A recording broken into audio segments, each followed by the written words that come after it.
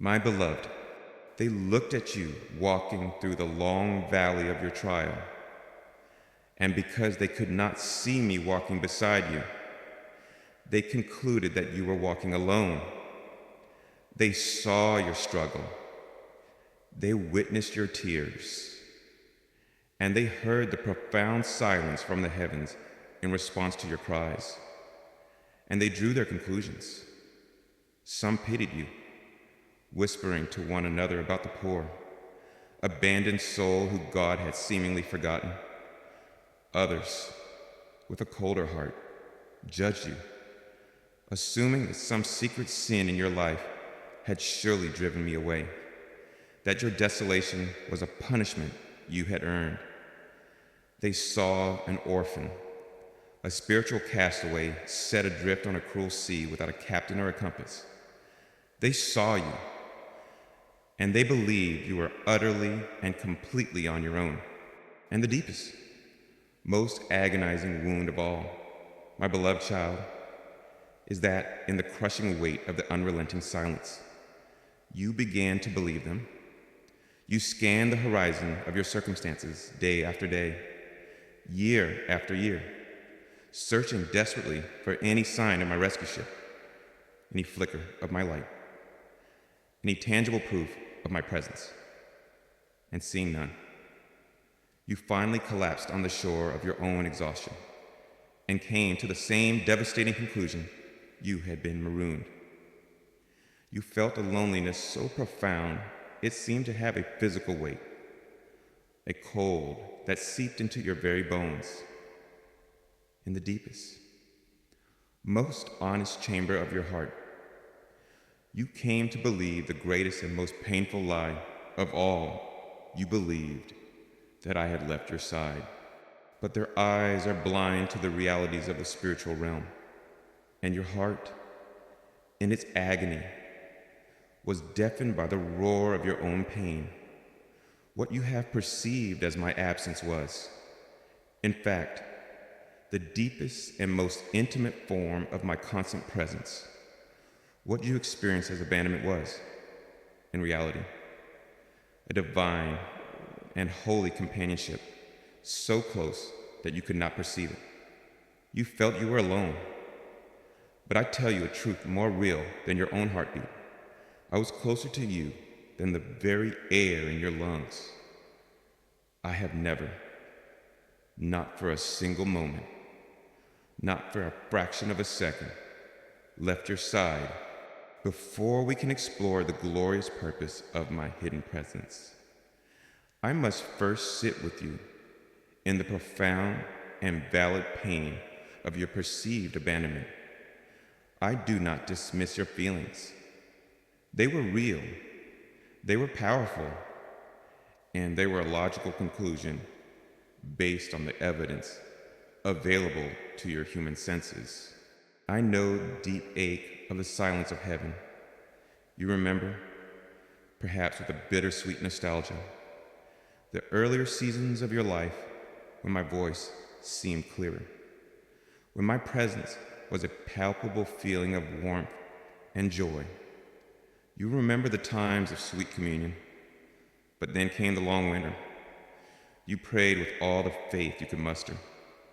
You cried out with all the desperation of your soul, and your words seemed to hit a hard, brassy ceiling and fall back to the floor, unanswered and unheard. The heavens, which once seemed so open and attentive, now felt like a locked and barred fortress. This silence, contrasted with the memory of past communion, was a unique and excruciating torment. It felt personal. It felt like a deliberate turning away. I know the confusion of my lack of visible intervention. You read the stories of my mighty acts of old. You read of parted seas, of toppled walls, of fire called down from heaven. And in your own trial, you prayed for a similar display of my power. You prayed for the mountain of your problem to be miraculously moved. You prayed for the raging storm of your circumstances to be instantly stilled. You prayed for the prison doors of your situation to be flung open by a mighty earthquake. And when the mountain remained, when the storm continued to rage, when the prison doors remained locked, you naturally concluded that the God of mighty acts had chosen to be inactive for you. You looked for my mighty hand to intervene, and when it did not seem to move, you assumed my hand had been withdrawn from your life entirely. I know the sharp, specific pain of watching others be blessed. It is one thing to be in a storm. It is another thing entirely to be in a storm while watching from your leaky, battered boat as I seem to calm the seas for everyone around you. You have watched as the very prayers you have been praying for years have been answered, seemingly with ease. For others, the healing you begged for was given to an acquaintance. The financial breakthrough you desperately needed was granted to a colleague. The restored relationship you have wept over has been given to a friend.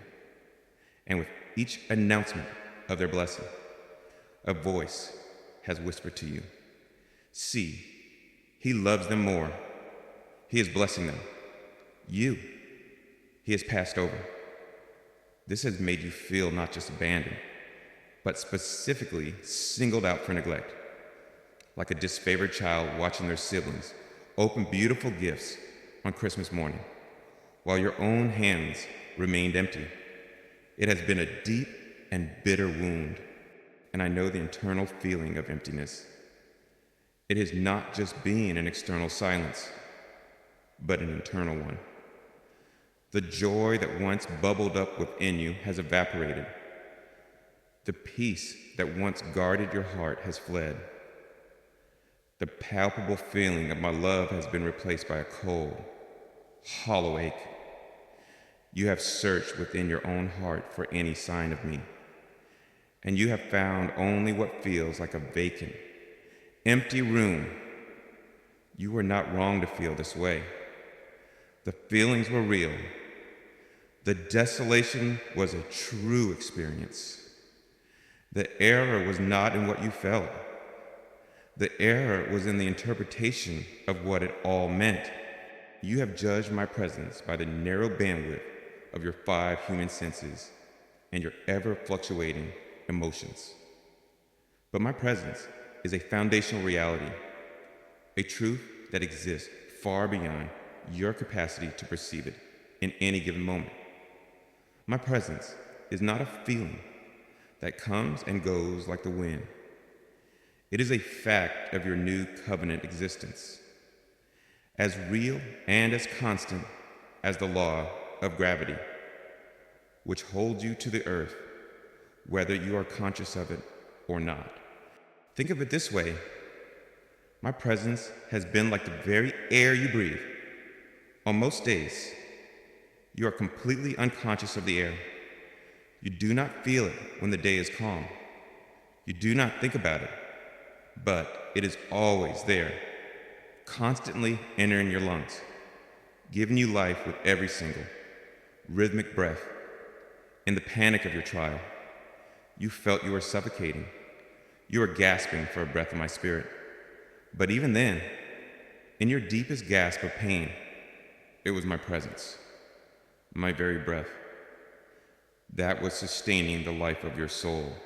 Or think of my presence as the deep foundation of a great house. You have been living in the upper rooms of your life's house, and a great storm has been raging outside.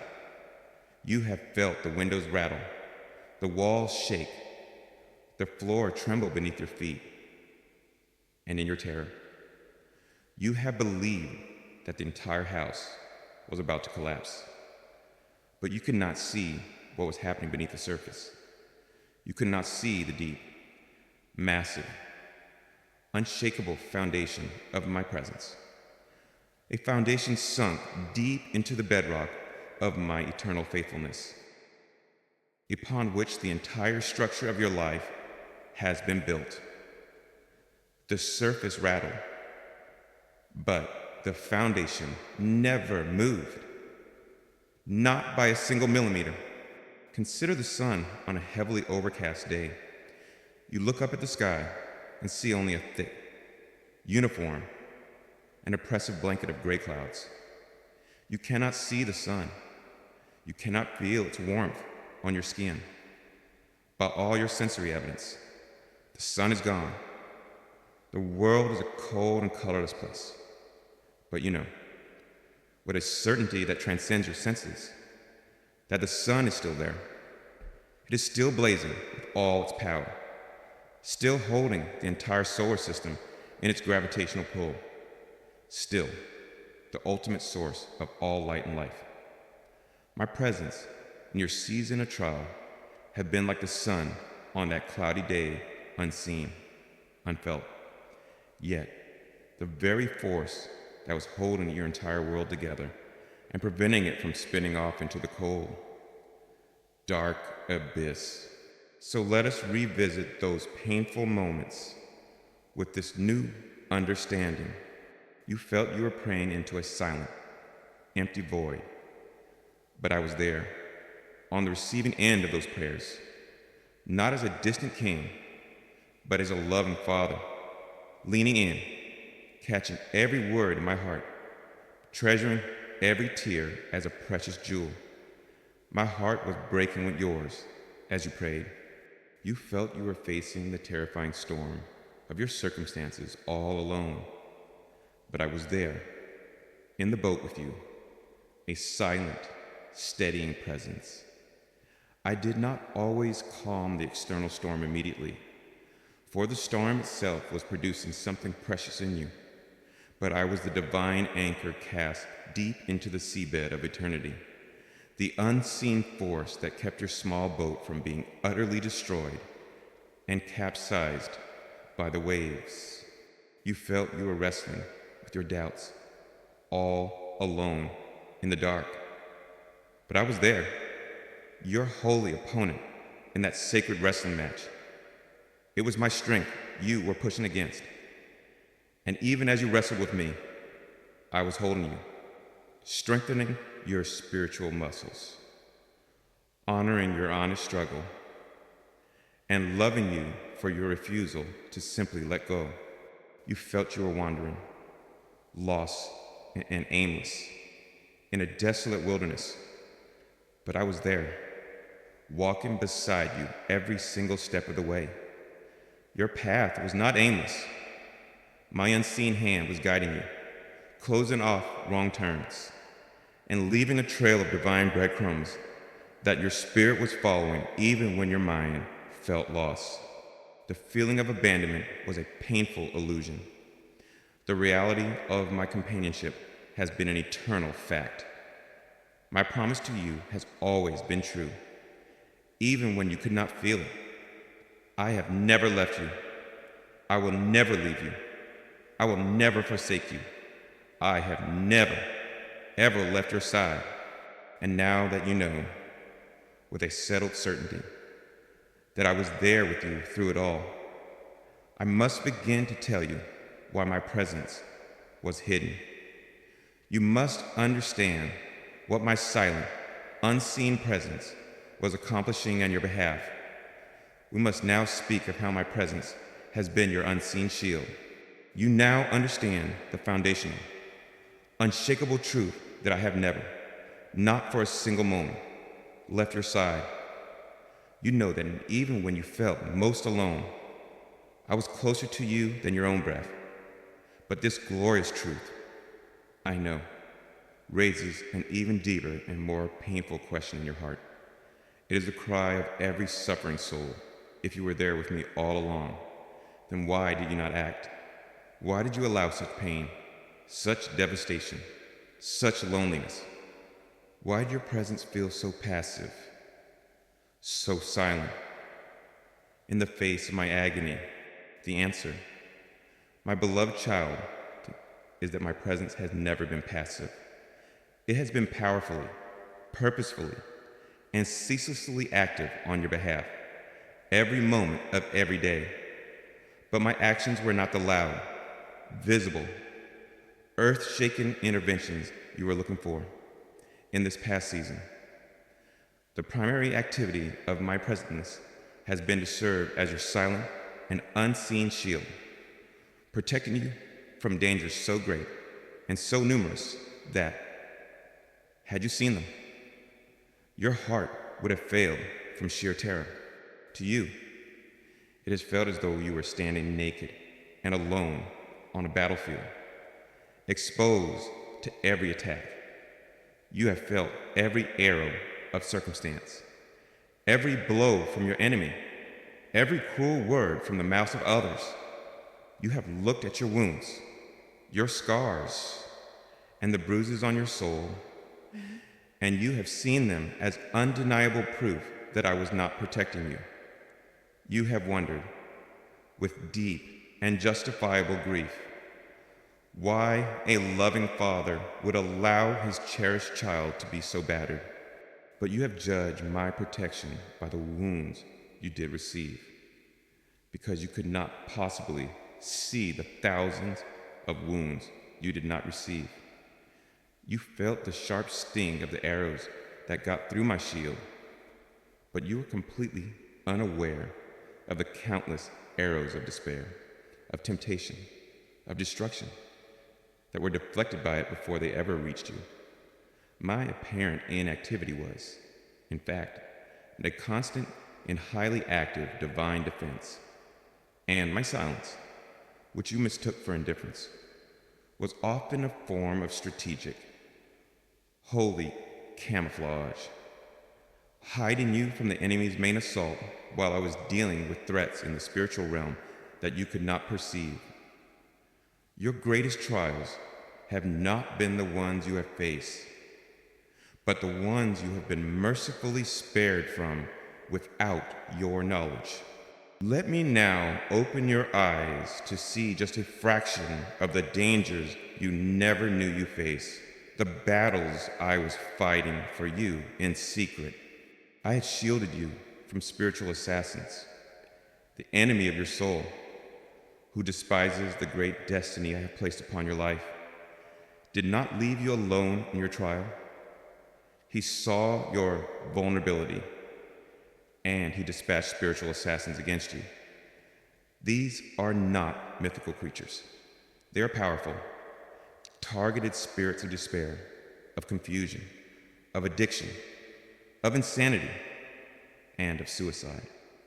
Their assignment was a simple one: to get inside your mind during your weakest moments, to whisper their venomous poison until you believed it was your own voice, and to take you out of your calling and, if possible, out of your very life. There were nights when you felt a wave of sadness and hopelessness wash over you, and you thought it was just your own grief. But what you could not see was the demonic spirit of despair that I was actively wrestling with at the gates of your mind. I stood as your sentinel, refusing it entry. You felt the shadow of its presence, but I shielded you from its full, crushing weight, a weight that would have extinguished your hope completely. There were times you felt a bewildering confusion, unable to think clearly, unable to hear my voice. You thought it was just the fog of your own emotional turmoil. But I saw the spirit of confusion that the enemy had sent to derail you, to make you question your own sanity and my promises. And my silent presence was a divine shield of clarity around your spirit, a shield that repelled the worst in that attack, allowing only enough of the fog to get through to force you to cling more tightly to me. I have fought battles for your sanity in the dark that you will only understand in eternity. I have shielded you from disastrous and soul-destroying paths. You have mourned with great sorrow the relationships that ended, the ones that got away. You remember that person you thought was perfect for you, the one whose departure broke your heart and made you feel that you had lost your one chance at happiness. But I, who see the heart with perfect clarity, saw what you could not see. I saw the hidden narcissism, the secret addiction, the deep-seated instability, the spirit of control that would have slowly and systematically crushed your spirit and extinguished your calling had that relationship continued. My closing of that door, which felt to you like a cruel rejection, was me heroically and lovingly throwing myself in front of a speeding train on your behalf. You wept over the loss of a temporary happiness, unaware that I was saving you from a lifetime of misery. I have shielded you from destructive opportunities. You have lamented the job you didn't get, the promotion you were passed over for, the business deal that fell through at the last minute. You saw these events as failures, as signs of my disfavor. But I saw the hidden reality. I saw the toxic corruption in that company that would have forced you to compromise your integrity. I saw the immense, soul-crushing stress of that promotion that would have destroyed your health and stolen you from your family. I saw the subtle deception in that business deal that would have led you into financial ruin. Every time you have felt the sting of a professional or financial disappointment, you must learn to wonder, what great danger did my Father just protect me from? Your temporary disappointment has often been the very instrument of your eternal protection. I have also, my beloved, had to shield you from the full and catastrophic consequences of your own folly, in your humanity, in your immaturity, and in your pain. You have at times made foolish decisions. You have spoken rash and destructive words. You have taken unwise risks, and you have, rightly, experienced some of the painful, natural consequences of those actions. But I tell you a great truth today: you have never, not once, experienced the full weight of those consequences. My constant, shielding presence has been like a divine shock absorber for your soul. It has mitigated the damage. It has softened the blow. That's where your actions should have resulted in complete and utter ruin. My intervening grace has consistently reduced the outcome to a painful but survivable lesson. I have been saving you from the full extent of your own immaturity, cleaning up messes you made that you did not even know you had made. And one of the greatest dangers I have consistently shielded you from has been the poison of premature success. You have craved it. You have prayed for it. You have felt entitled to it. You have looked at others and wondered why I had given it to them and not to you. It has been a source of profound frustration. But I, who know your heart better than you do, knew that your character was not yet ready to handle the weight of success. Success, given to you too early, would have been a spiritual poison far more deadly than any failure. It would have filled you with a subtle but lethal pride that would have been your spiritual death.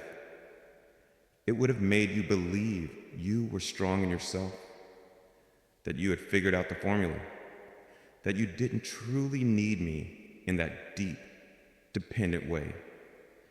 My refusal to grant you the early success you crave was one of my greatest and most loving acts of protection.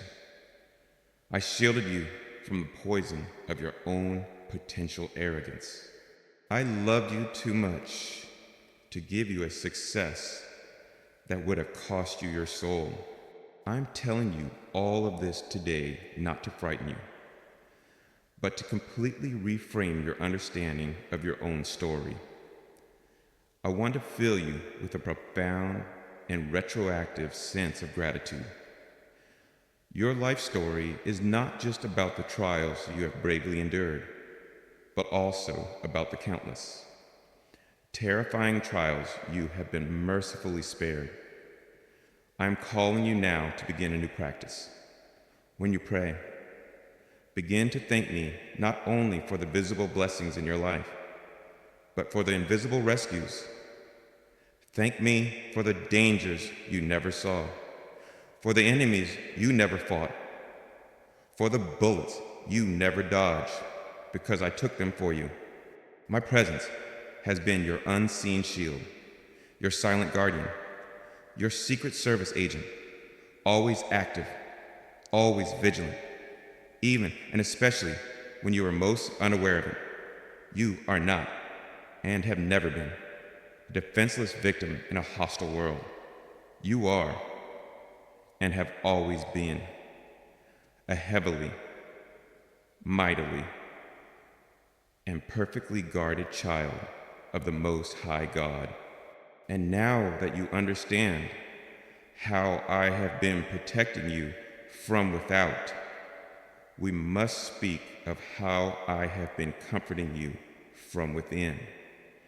In the very pain that I did allow to touch you, you now understand the glorious, hidden truth of how my presence has been your unseen shield, constantly protecting you from 1,000 spiritual and circumstantial dangers that you are completely unaware of.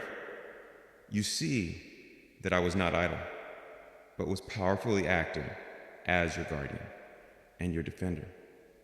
But this truth, I know, leads to an even deeper and more intimate question. What about the pain that was not deflected? What about the arrows that did get through the shield and found their mark in your heart?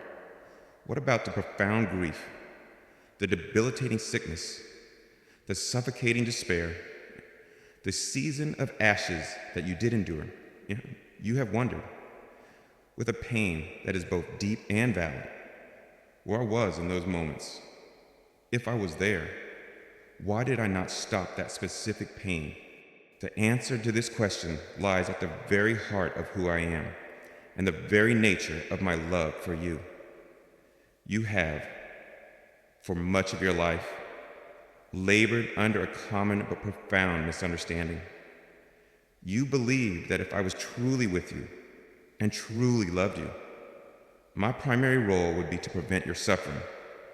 You have thought of my love as a divine anesthetic, a powerful force meant to numb you from the inevitable pain of living in a broken world. And so, when the pain came sharp, real, and undeniable, you concluded, logically, that my love must have failed or that my presence must have departed. You could not reconcile the raw reality of your pain with the promised reality of my presence. It felt like a contradiction, but I'm not a distant God who prevents all suffering from afar. I am an intimate, relational God who enters into suffering with his beloveds. This is the great mystery of my nature. My promise to you was never that you would not have to walk through the valley of the shadow of death, but that when you did, I would be with you. My rod and my staff, they would comfort you. The comfort was not in the absence of the valley, but in the presence of the shepherd within it. I did not promise to keep you from the fire. I promised to be the fourth man in the fire with you. My greatest and most profound act of love for you in your season of deepest pain was not to miraculously rescue you from the ashes, but to come down from my throne, to get covered in the same filth and soot of your sorrow, and to silently sit with you in the ashes. Think back now, with new eyes, to the moments of your greatest agony. I want to show you where I was. Remember the day your heart was shattered by a great loss. It was the day the phone rang with the devastating news. or the day a person you loved walked away, or the day a dream you had cherished for a lifetime died a sudden death. The world, as you knew it, went from vibrant color to a flat, colorless gray in an instant. You felt a loneliness so absolute, so crushing, that it felt like a physical presence in the room. I know you remember collapsing, perhaps onto the floor, unable to even stand under the weight of it. There were no words, no eloquent prayers, only a primal scream of anguish torn from the depths of your soul. You thought you were utterly alone in that moment of ultimate desolation, but you were not. I was there. I was the floor that held you up when your own legs gave out. I was the unseen presence that absorbed the initial shockwave of your grief, preventing it from shattering your mind completely. My own heart, the heart of the universe, was shattered with yours. When well-meaning friends came to you with their sincere but often empty platitudes, trying to explain your pain away or rush you through your grief, I offered you something else, my silent, shared agony. I did not try to give you answers. I did not offer you a reason. I simply entered into your pain with you and shared its immense weight. My presence was the unseen, weeping companion in your deepest, most inconsolable grief. I held you while you wept, and I wept with you. Remember the long nights of sickness and physical pain. You lay awake in your bed, or perhaps a hospital bed, your body racked with a pain that felt like a cruel tormentor. You felt trapped within your own failing flesh. You prayed for healing. You prayed for relief. You prayed for a moment's peace. And when the healing did not come instantly, when the pain persisted through the night, you felt forgotten and alone in your suffering. But I was there. I was the stillness in the room when the nurses were gone. I was a silent witness to every painful breath, every shift in the bed, every tear that traced a path to your pillow. I was the one sustaining the quiet, resilient flicker of your spirit when your body was screaming in protest. I did not always remove the physical thorn immediately, for in your endurance, a far greater work of character was being forged. But my presence was the grace that was sufficient for you. My power was being perfected, not in your miraculous healing, but in your supernatural ability to endure the unendurable. I was there, holding your hand in the dark, even when you had no strength to hold back. Remember the season of the gray fog. Remember the time when a heavy, suffocating blanket of depression or despair descended upon your mind. Joy was not just distant, it was an alien concept. Hope felt like a cruel and childish joke. Your own thoughts turned against you, whispering lies of worthlessness and hopelessness. You felt completely cut off from me, from others, from life itself. You felt you were at the bottom of a deep, dark, and airless pit, and you believed you were there alone, but you were not. I, the God of light, was in that pit with you. My love was the unseen source of oxygen in that suffocating atmosphere that kept your spirit from dying. My presence was a single, invisible thread of connection to life that kept you from being completely lost to the darkness. You could not feel me.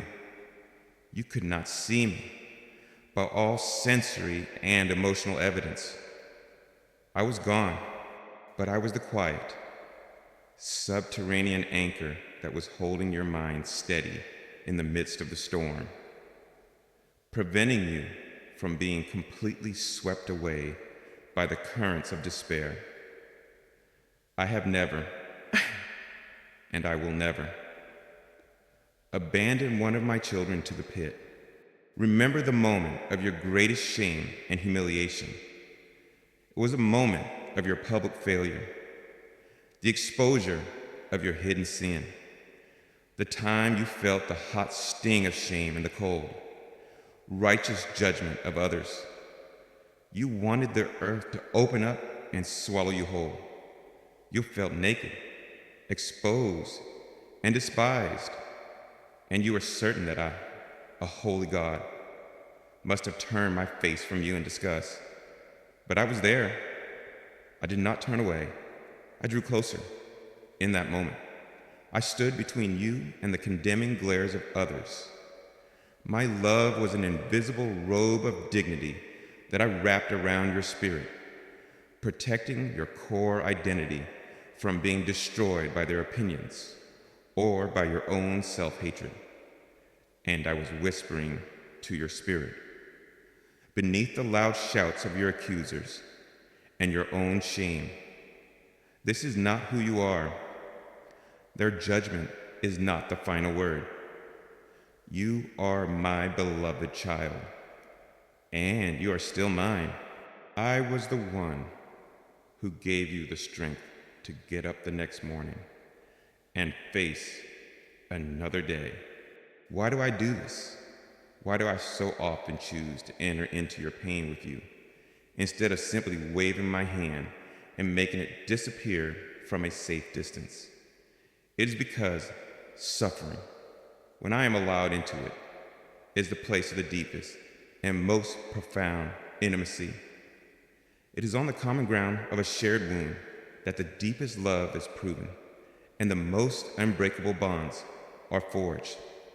My own son, the perfect expression of my heart, was called a man of sorrows and acquainted with grief. He learned obedience through the things he suffered. By choosing to enter into your suffering, I am identifying with you in the most profound way possible. And I am inviting you to identify with me in your pain. I am sanctifying your suffering. I am taking what the enemy intended as a place of destruction, and I am transforming it into a holy sanctuary, a sacred space where you meet with me and know me in a way you could never have known me on the sunny mountaintops of ease. So I'm calling you now to a holy act of reimagination. Look back at the most painful moments of your life, the moments you were most convinced you were alone. Instead of seeing them as evidence of my absence, I want you to reread them, to re-see them with me in the room. See me holding your hand when you receive the devastating news. See me sitting in the chair by your bedside all through the long, painful night. See me holding you up from behind when you thought you were collapsing. See me weeping with you in the depths of your grief. My presence did not always change your painful circumstances, but it has changed the eternal meaning and purpose of them. Forever, you do not have a distant, sterile God who is afraid of your mess or repulsed by your pain. You have a God who is not afraid to get his hands dirty, a God who is not afraid of the darkness, a God who willingly chooses to leave the pristine comforts of heaven to come and sit in the dirt and the ashes with his beloved children. My love is not a fair weather love. It is a love for the trenches. It is a love for the fire. It is a love for the pit. I have been with you, right by your side, through it all. And now that you understand how I have been your unseen shield, protecting you from without, and your silent companion, comforting you from within, we must now speak of how I have also been your secret guide, directing your path through it all. You have begun to understand the great and comforting truth that I have always been with you, first as your unseen shield, protecting you from dangers you never saw, and second as your silent, suffering companion, sitting with you in the ashes of your deepest pain. But my presence in your life has never been merely passive or protective. It has always been powerfully and purposefully directional. While I sat with you in your grief, I was also subtly charting your course out of it. While I shielded you from the enemy's attacks, I was also steering you away from his most cunning traps. You have felt utterly lost, as though you were stumbling through a dark and trackless forest without a map, a compass, or a star to guide you. But the truth is, I have been your secret, ever-present guide, and every confusing twist and painful turn of your journey has been under the subtle, masterful, and loving guidance of my hand. I know that for years, you have been tormented by the feeling of being completely and hopelessly lost. You have looked back over the map of your life and have seen what appears to be a chaotic and nonsensical series of wrong turns and frustrating dead ends, and long, meandering detours that have taken you miles away from where you thought you should be. You have looked at the seemingly straight, successful, and upwardly mobile paths of your peers, and you have compared them with your own winding wilderness journey. And in that comparison, you have concluded that you have irrevocably lost your way, that you have somehow fallen off the map of my perfect will for your life. This persistent sense of being off course, of being a disappointment to me and to yourself, has been a source of deep and abiding anxiety and shame. But my child, you have been looking at your journey with a faulty map. Your map, the one given to you by the world and by your own human expectations, only values the shortest, straightest, and easiest route. It is a map that has no understanding of the true terrain of the human soul and the spiritual landscape. But I am the divine navigator. I hold the true and perfect map, and I know the terrain with perfect intimacy. I know where the hidden cliffs of temptation are. I know where the enemy has laid his most clever ambushes. I know where the ground is too soft to build a lasting legacy. And I know that sometimes the longest, most winding path is, in fact, the only safe path to your glorious destination. The detours and the dead ends you have so deeply lamented were not your mistakes. They were my masterpieces of loving, protective guidance. I was not letting you get lost. I was skillfully guiding you around dangers you could not see. You must understand this profound truth. Every closed door was my protection.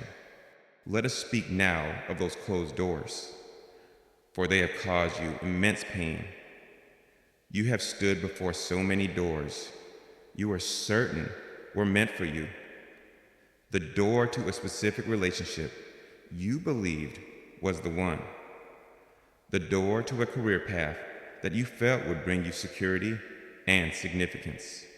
The door to a ministry opportunity that you thought would be the fulfillment of your life's purpose. You knocked with your prayers. You pushed with your efforts. You fasted and you pleaded.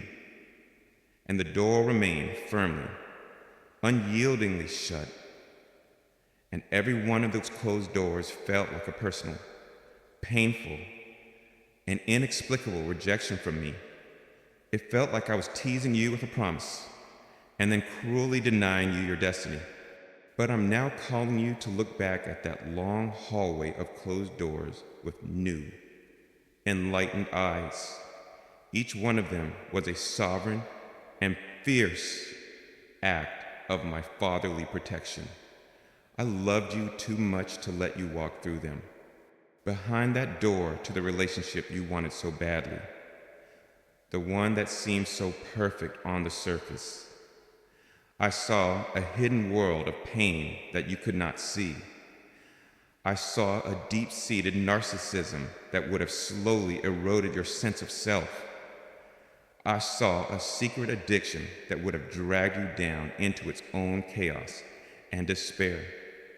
I saw a spirit of control and manipulation that would have suffocated the beautiful destiny I have for you.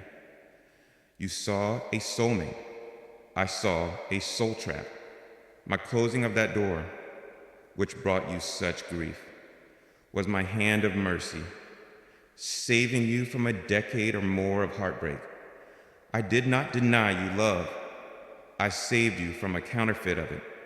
Behind that door to the career opportunity you were so sure was my will, the one that promised financial security and public prestige, I saw a truth you could not perceive. I saw a toxic and corrupt corporate culture that would have slowly forced you to compromise your integrity, one small step at a time, until your soul was unrecognizable. I saw a level of stress and demand that would have destroyed your physical health and stolen the joy from your family life. You saw a great opportunity. I saw a gilded cage. My refusal to open that door was not a punishment. It was my way of preserving your character and your peace, which are far more valuable to me than all the gold in the world. And behind that door to the ministry you were so passionate about, the one you felt was your ultimate calling, I saw a premature responsibility that your character was not yet ready to handle. I knew that the weight of leading others, before you had truly learned to be led by me in the secret place, would have resulted in either burnout or a prideful fall. You saw a platform for my glory. I saw a potential snare for your soul. My closing of that door was not a rejection of your calling.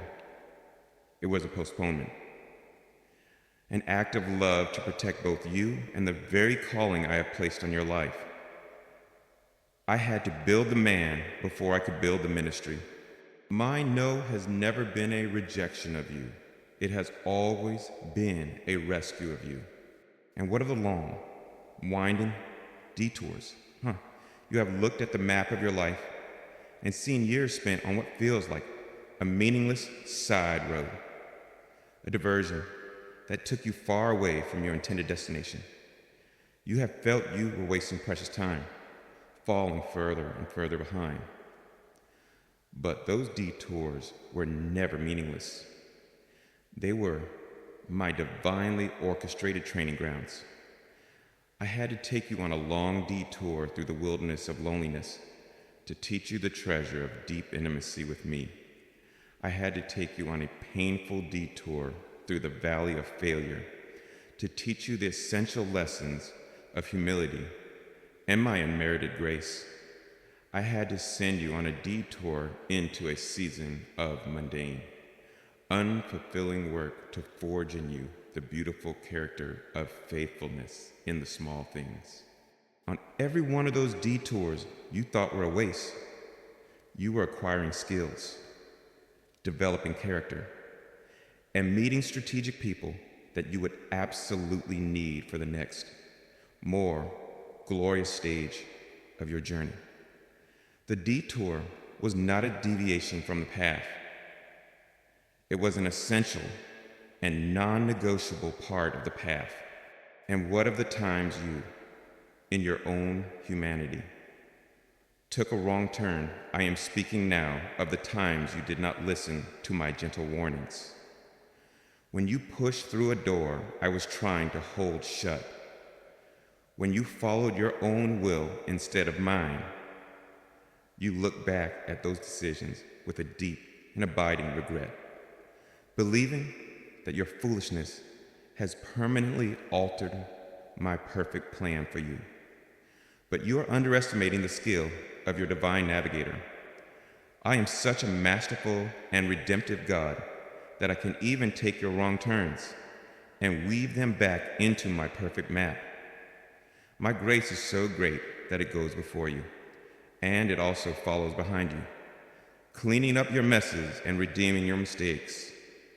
Sometimes, I have even used your wrong turn to lead you to a person in desperate need of my love, whom you would never have met on the main road. Sometimes I have used the painful consequences of your wrong turn to teach you a lesson so deeply that you would never forget it. With me, no wrong turn is ever a final destination, but simply another opportunity for me to display my incredible, course correcting grace. Therefore, I'm calling you now to a new way of living. I'm asking you to set fire to your own faulty map with all its straight lines and its unrealistic timelines. Your map has brought you only anxiety and condemnation. I am asking you to stop trying to navigate your own life and to simply learn to trust your guide. My guidance will not always be a loud, audible voice or a dramatic, supernatural sign.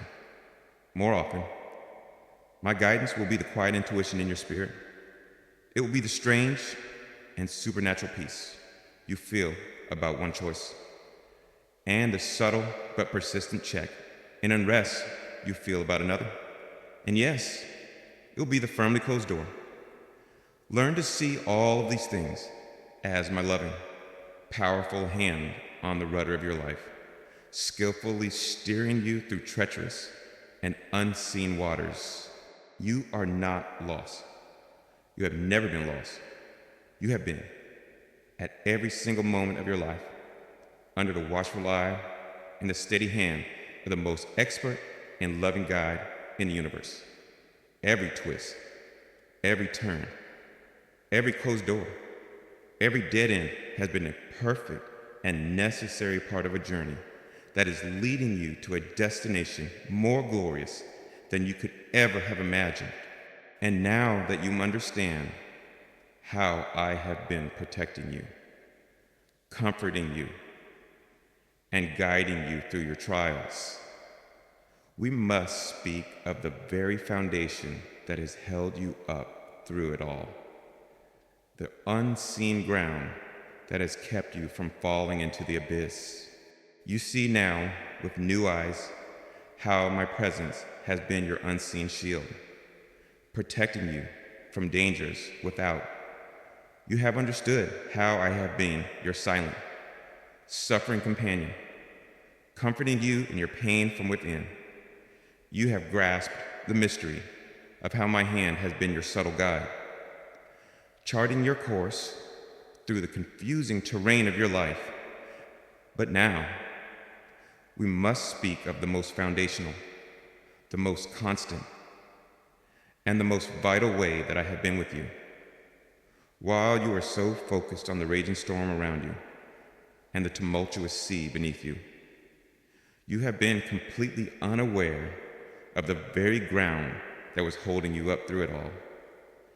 You have felt at times that you were falling, sinking, collapsing into an abyss. But I'm here to tell you that a complete collapse was never possible, for I was the ground beneath your feet. You have looked back at your incredible journey of survival, and in your human understanding, you have likely come to one of two conclusions. On your stronger days, perhaps you have felt a flicker of pride in your own resilience. You have looked at all you have endured and thought, I am a survivor. I am strong. I got myself through it. You have credited your own willpower, your own stubbornness, your own inner strength for your survival on your weaker days, and perhaps more often. You have felt a deep and abiding shame at your own fragility.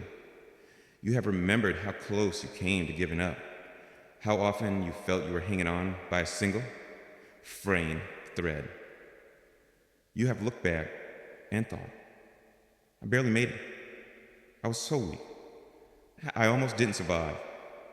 In both of these conclusions, the one of pride and the one of shame, you have made the same fundamental error. You have believed that your survival was ultimately dependent on you and your own strength. But I must reveal to you a truth today that will liberate you from both the burden of pride and the prison of shame. Your survival was never dependent on you. It was never in question. The fact that you did not completely and utterly collapse into madness. The fact that you did not lose yourself entirely to the abyss of despair. The fact that a spark of life and a seed of faith remained in you through the darkest night was not a testament to your strength. It was a testament to mine.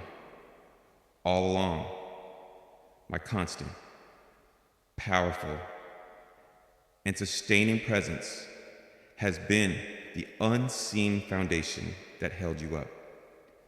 You thought you were standing on your own 2 feet, but you were standing on me. Let us revisit the moments when you felt you were at your absolute limit. The moments you were most certain you were about to fall apart. Remember the moment you hit what you believed was rock bottom. It was a moment of catastrophic loss, of devastating failure, of absolute humiliation. You felt the floor of your world give way, and you felt yourself falling into a dark, bottomless abyss of despair. There was nothing to grab onto, nothing to break your fall, right? And in that terrifying sensation of endless falling, you surrendered, believing your destruction was inevitable. But you did not fall forever. At some point, the falling stopped, you landed. You thought you had simply hit the hard, painful floor of reality, or that you had run out of the energy to fall any further. But the truth is, you landed on me, my eternal, unchanging faithfulness was the solid rock at the very bottom of your personal abyss. I was the floor of your deepest pit. I allowed you to fall, but I would never allow you to be lost. My presence was the unseen foundation that broke your fall and said, with a quiet and immovable authority, this far and no further. Remember the seasons when your mind felt like a raging earthquake of anxiety, fear, and confusing thoughts. You felt the very ground of your sanity shaking so violently that you were terrified it would crack open and swallow you whole. Your thoughts raced. Panic seized your heart. You could not find a single, stable thought to stand on. In those moments, you held on to your sanity with a white-knuckle grip, believing that it was all up to you, that if you let go for a single second, you would descend into madness. But beneath the shifting, unstable topsoil of your emotions, beneath the violent seismic activity of your anxious thoughts, there was a deep, silent, and unshakable bedrock of my eternal peace. Your mind did not ultimately shatter because it was, and is, founded upon me. I was the deep, quiet, geological stability that kept the core of your mind intact, even as the surface quaked with terrifying violence. The fact that you are sane today is not a testament to your mental fortitude. It is a testament to the fact that your mind is being held in the palm of my hand. Remember the many days of profound weakness and utter fatigue. There were days when you woke up and felt you simply did not have the physical, emotional, or spiritual strength to take a single step. You were bone weary You were soul tired. You were completely and utterly depleted of all your own resources. You had nothing left, and yet, somehow, you got out of bed. Somehow, you made it through the day. Somehow, you took that next step, and then the next. And you have credited this to your own stubbornness, your own sheer willpower. But it was not your strength. It was mine. You have heard the poem about the footprints in the sand, the story where, in the hardest times, there's only one set of prints because I was carrying you. My child, that is not a sweet sentiment. It is a profound spiritual reality. In your moments of ultimate weakness, when your own strength was a zero, my sustaining presence literally carried you from one moment to the next. You felt your own feet moving, but it was my strength energizing your limbs. You were breathing, but it was my breath filling your lungs. Remember the times of great relational turmoil and betrayal. There were times when people you trusted proved untrustworthy. When your relational world was thrown into chaos. In those dizzying, disorienting times, you felt like you were in a spinning room with no point of reference. You didn't know who to trust, what to believe, or which way was up. Your entire world felt unstable, but in the spinning chaos, I was your true north. I was the one unmovable point in your dizzying universe. My unchanging character, my constant love, my absolute faithfulness. These were the fixed points of reality that kept you from losing your spiritual equilibrium completely. You were able to eventually find your bearings again, only because I never moved.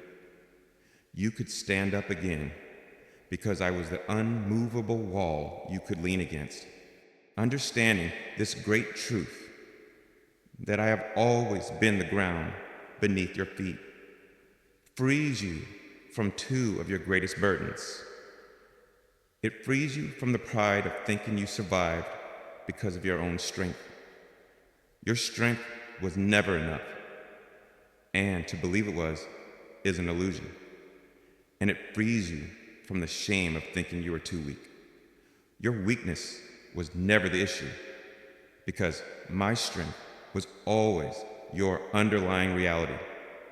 You can now look back at your entire journey of survival, not with pride in yourself, nor with shame for your weakness, but with a profound, humble, and overwhelming gratitude for the one who is secretly holding you up the entire time.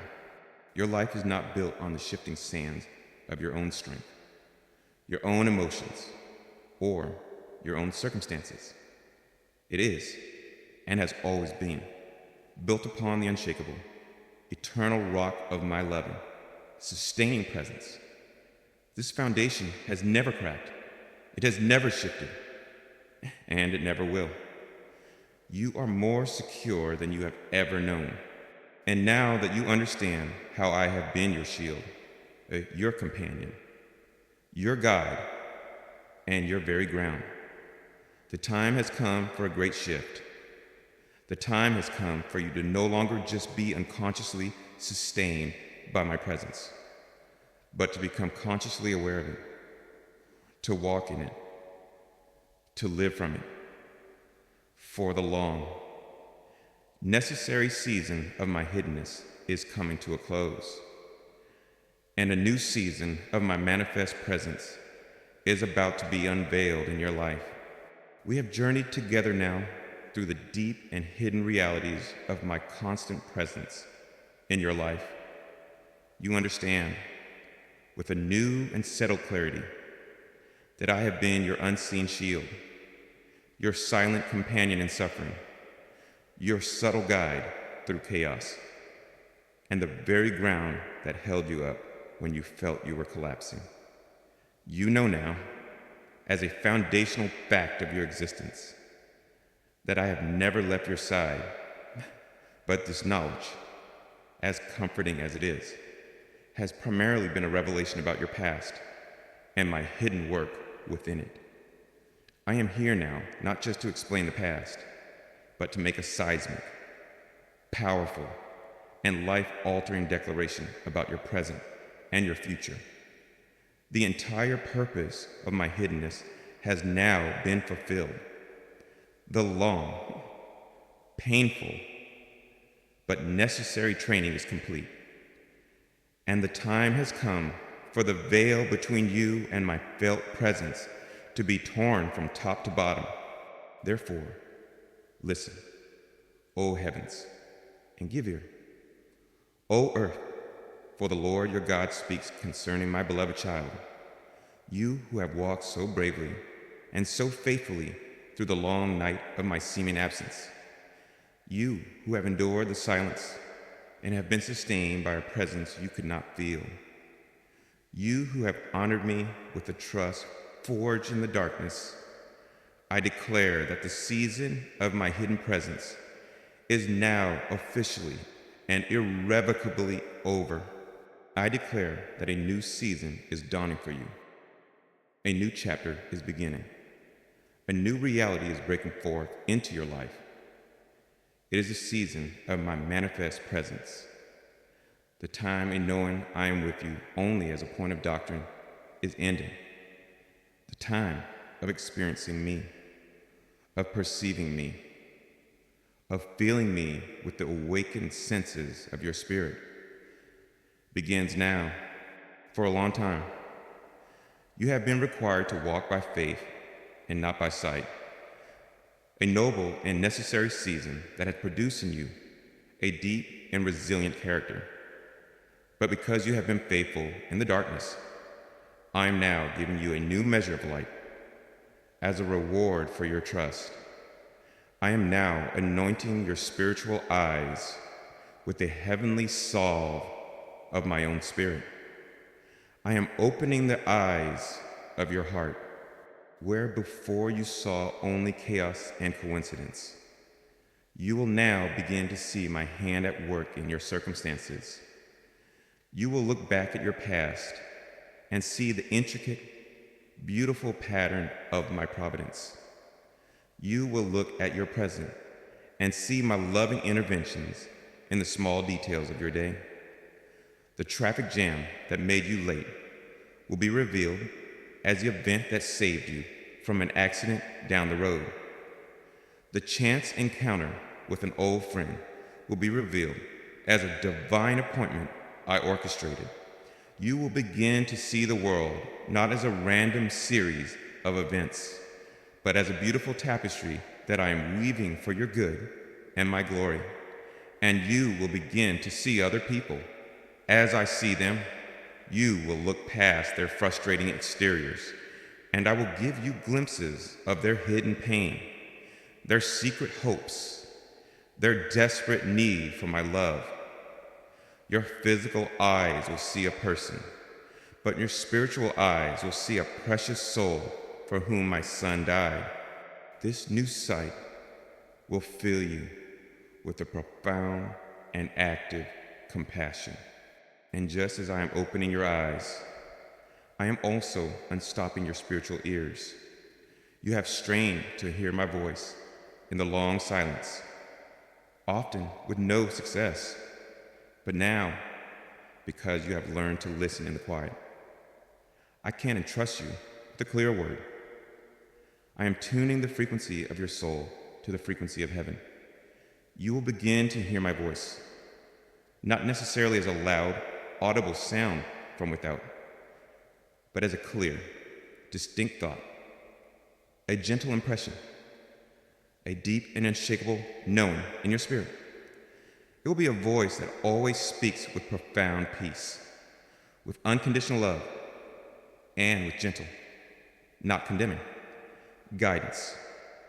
You will be reading my word, and suddenly, a verse you have read 100 times before will leap off the page with a brilliant light, speaking directly and powerfully into your exact situation. You will be in a conversation, and a word of wisdom or knowledge that you did not possess on your own will be given to you for another person. And because you have been trained in the silence, you will now be able to easily distinguish my still, small voice from the loud, anxious voice of your own flesh, or the hissing, accusing voice of the enemy. And my child, I am now awakening your spiritual sense of touch and feeling. You have lived for so long in a season of spiritual numbness, a cold and gray existence where you had to believe in my love without ever feeling it. But that season is over. The long numbness is ending, and a new sensitivity to my presence is being given to you. You will begin to feel the tangible warmth of my love at unexpected moments, like a soft, warm blanket being wrapped around your shoulders.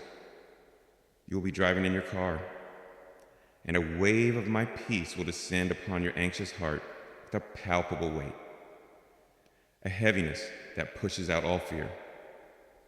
You will be going about your day, and a sudden, inexplicable joy will begin to bubble up within you for no apparent reason, bringing a smile to your face and tears to your eyes. You must understand, these feelings are not the foundation of your faith. Your faith has already been proven to be stronger than any feeling. These experiences of my felt presence are not a requirement for you to believe. They are my delightful, grace-filled reward to you for having believed for so long without them. They are my gift. They are my kiss upon your faithful heart. And you may ask, Father, why now? Why not before? Why did I have to endure the silence for so long? It is because the season of hiddenness was the necessary preparation for the season of manifestation. It is precisely because you learned to walk by faith when you could not see that your spiritual sight can now be trusted. It is because you learned to strain for my whisper in the silence that your spiritual ears can now be trusted with a clearer word. It is because you learned to trust my unchanging character when you felt nothing, that you can now be entrusted with the joy of my felt presence without making those feelings into an idol. The former season was not a punishment. It was the essential prerequisite for this new and glorious season of your life. This is not something you have to strive for or work to achieve. It is a grace I am now releasing over you, but you must partner with me to receive it. You must begin to expect to see me, to hear me, and to feel me in your everyday life. You must become a spiritual detective, a treasure hunter, constantly on the lookout for the clues of my presence that I'm now scattering all around you. When you feel that gentle peace descend, I want you to pause and whisper, I feel you. Lord, thank you. When a scripture speaks powerfully to you, I want you to acknowledge, I hear you. Lord, when you see a coincidence that you know was my hand, I want you to say, I see you. Lord, as you begin to acknowledge these small manifestations of my presence, your capacity to perceive them will grow stronger and stronger. The days of you feeling like a spiritual orphan are over. A long, lonely journey of stumbling in the dark is ending. You are now entering a new and wonderful reality of conscious, felt companionship with me. I have never left your side, but now you will begin to know and to feel that I am with you. Every moment of every day, the veil between your natural senses and my spiritual reality is thinning. The great unveiling of my manifest presence in your life has now begun. Welcome to this new way of living. The veil has been torn. The great unveiling of my presence in your life has begun.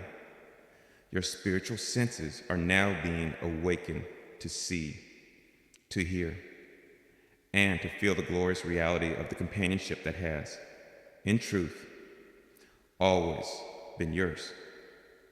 The promise is that you will no longer have to live by blind faith alone, but that your faith will now be accompanied by a new and conscious awareness of me. But my child, this is not a passive experience, a state that you simply fall into. It is a new way of living that you're now invited to learn. It is a divine dance of partnership. And I must now teach you the steps. We must now speak of the sacred art of walking in conscious companionship with your God. For most of your life, even as my beloved child, you have lived with a kind of practical spiritual amnesia. You would have your devoted time of prayer and study in the morning, a time when you felt close to me. And then you would walk out into your day, and for long stretches, you would almost completely forget about me. You would operate in your own strength. You would wrestle with your own thoughts. You would navigate your challenges alone. And then, when a crisis arose, or when your next scheduled quiet time appeared on your calendar, you would remember me again and rush back into my presence. For many hours of your day, you have lived not as a cherished child who is always with her father, but as a practical orphan, trying to make it through life on your own. But I have not brought you through the fire and the flood simply to have a part-time relationship with you. I have redeemed you, protected you, comforted you, and guided you for one ultimate purpose: to live in a state of constant, conscious, and joyful communion with me. The invitation before you now is to learn the simple, beautiful art of practicing the presence of God. It is the art of learning to be consistently aware of me, not just in the sanctuary on Sunday, but in the supermarket on a Tuesday afternoon.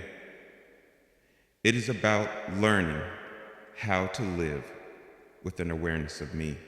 The first and most important step is to cultivate the art of the constant conversation. You have been trained by religion to think of prayer as a formal, scheduled event. But I am inviting you into an unending dialogue. You do not have to wait for a specific time or place. You do not have to use formal, religious language. I want you to learn to speak to me all throughout your day, as you would speak to a cherished and ever-present best friend who is deeply interested in every detail of your life. As you are driving to work, tell me about your anxieties for the day ahead. Ask me for wisdom for that difficult meeting.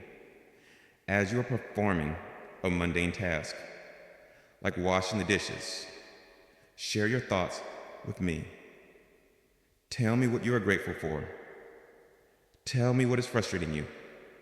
When you see something beautiful, a sunset, a flower, a work of art, let your first response be a whispered, "Thank you, Father, for that."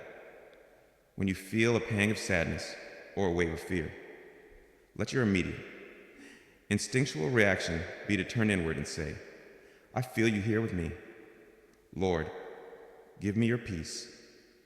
Your life is to become a running, seamless, and honest dialogue with me. There's nothing too mundane for my attention, and nothing too small for my loving care. This constant conversation is the primary way you will keep your awareness of my presence alive and vibrant. Next, I'm calling you to consecrate the mundane. For too long, you have lived with a false wall between the sacred parts of your life, church. prayer, reading, my word in the secular parts of your life, your job, your chores, your family responsibilities, your hobbies. Today, I'm taking a hammer to that wall, and I'm shattering it forever. I declare that for you, my child. There are no longer two separate categories. Everything is sacred. Everything is an act of worship. If it is done with an awareness of me as you go to your job, I want you to begin seeing your work not just as a way to earn a living, but as your personal ministry, your primary place of worship. Do your work with excellence, with integrity, and with a cheerful heart, as if you were doing it directly for me, as you care for your family, as you cook a meal, as you help with homework, as you listen to their concerns. See it not as a thankless chore, but as the most profound ministry I have entrusted to you, the ministry of loving those I have placed in your care, as you engage in your hobbies, the things that bring you joy and rest. Invite me into that joy. When you laugh, know that I am laughing with you by consciously and intentionally inviting me into every part of your ordinary, daily life. You will begin to find me waiting for you in every part of your ordinary, daily life. The kitchen will become a cathedral. Your office will become a sanctuary. The driver's seat of your car will become a prayer closet. Every place will become holy ground because you are learning to be aware that I am there with you. A powerful discipline for cultivating this awareness is the practice of radical gratitude. A heart that is filled with complaint, with anxiety, with self-pity is a heart that is blind and deaf to my presence. But a heart that is filled with genuine gratitude has its spiritual eyes and ears wide open. Gratitude is not just a polite response to a blessing. It is a powerful spiritual discipline that sharpens your ability to perceive my goodness and my presence in every moment. I want you to begin a radical new practice of thanksgiving. Of course, you will thank me for the big, obvious blessings, but I want you to go deeper. I want you to start thanking me for the smallest, most overlooked things. Thank me for the taste of your morning coffee. Thank me for the feeling of the warm water in your shower. Thank me for the sound of birds singing outside your window. Thank me for the comfortable chair you're sitting in. Thank me for the gift of breath. As you begin to intentionally cultivate a heart of constant, detailed gratitude, a miracle will happen. You will begin to see my gifts, and therefore my presence, literally everywhere. You will realize that your entire life is floating on an ocean of my grace, sustained every moment by 1,000 unseen gifts from my hand. A grateful heart is a heart that is awake to my presence. Finally, you must learn to interpret your entire life through the new lens of my companionship. This is a fundamental shift in your internal monologue. When a new and unexpected challenge arises, your old, orphan mindset would immediately think, oh no, I'm in trouble. How am I going to handle this? But your new, sonship mindset must learn to think, okay, Father, it looks like we have a challenge here. What are we going to do about this? When an unexpected blessing comes your way, your old mindset might have thought, wow, I got lucky. But your new mindset must learn to think, look at what my loving Father has done for me. This simple but profound shift in your internal conversation from I to we is one of the most powerful and life-altering transformations you can make. It is the conscious and constant acknowledgement that you do not walk through a single moment of your life alone. It is the shift from living as a lonely orphan to living as a constantly accompanied and beloved son or daughter. As you learn to live in this state of conscious companionship, a new reality will dawn in your soul. The frantic anxiety that has plagued you for so long will begin to subside, replaced by a deep and abiding peace that the world cannot give and cannot take away. The desperate, aching loneliness will be replaced by a quiet, steady, and joyful sense of being perpetually accompanied and cherished. You will no longer be living for me as a distant, demanding king. You will be living with me as your ever-present, ever-loving, and most faithful friend. This is the life of freedom, of peace, and of joy that I have purchased for you. This is what it means to truly walk with God. And so, my beloved companion, this is your new life, your new reality. The journey has been so long, and at times, so very painful. You have walked through the illusion of my absence, feeling abandoned and alone. But now you have seen the truth. You have seen that I was there all along, as your unseen shield, your suffering companion, your subtle guide, and the very ground that held you up. The work of my hidden presence has accomplished its deep and perfect purpose. It has prepared you. It has matured you, yes, and it has made you ready for this new season. The veil has now been torn. The time of my manifest presence is upon you. And the invitation is simple: walk with me. Talk with me. Live with me. Let us do life together. Every single moment of every single day. Let there be no part of your life that is walled off from me. Let me into your joys, your sorrows, your work, your rest. This is not a heavy burden I am placing on you, a new set of rules to follow.